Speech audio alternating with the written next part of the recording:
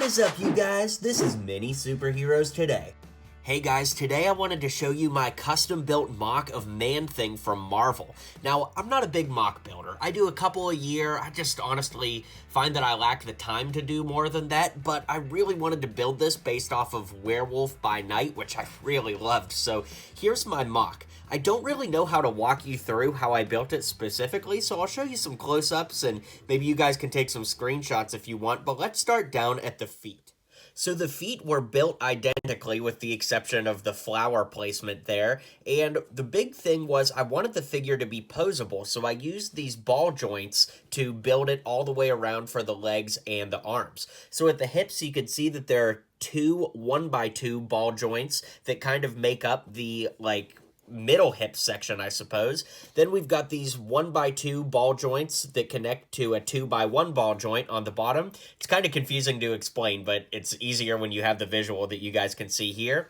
To add a little bit of contouring, I used this 1x3 slope piece that has the edge kind of hollowed out because then you can fit the socket inside of there on both sides. And then I used this piece here that has kind of like the tooth hanging off of it, again, just to add a little bit of shaping and contouring to the legs. For the feet, it's a 1x2, then the socket, a 1x2, then we have a 1x3 and a flat plate here with a 1x1 cheese slope, and then I use this 2x1 slope here on a 1x2 and a 1x3 to add some, edging to the legs, if that makes sense. So you can see how it kind of steps up and gets more narrow as it goes up to the hip. For the midsection torso, I wanted to try to make it as bulky as possible. So starting at the back once again, I used these 1x4 sloped pieces here, and then I put those teeth pieces we used on the legs below, remember that? I used those in an inverted style with some flower pieces between them to get them to line up. I thought that that looked cool, like some vines are hanging off of him. Speaking of vines, I used these pieces connected to this 1x2 with the pole grips there.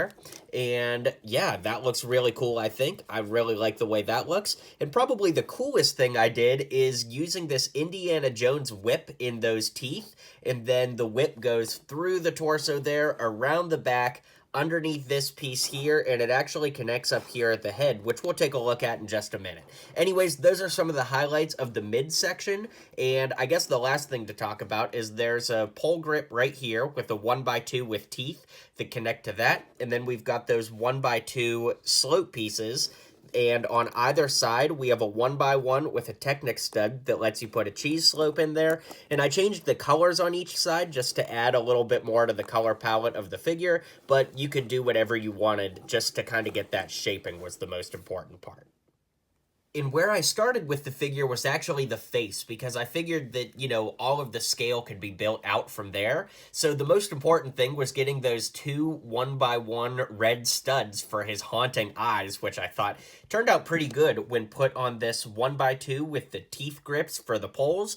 Then I used the vine pieces here, and probably the most interesting part of the build was getting this center piece here. So you can see that the vine runs between these two pole grips, but if we move it here, there's a 1x2 there with a hole in the center. I put a Technic pin in there with a brown flower so that this vine piece can connect into that brown flower in the center. Kind of ingenious if I do say so myself, if I could say so humbly, and that gets you his face built just right.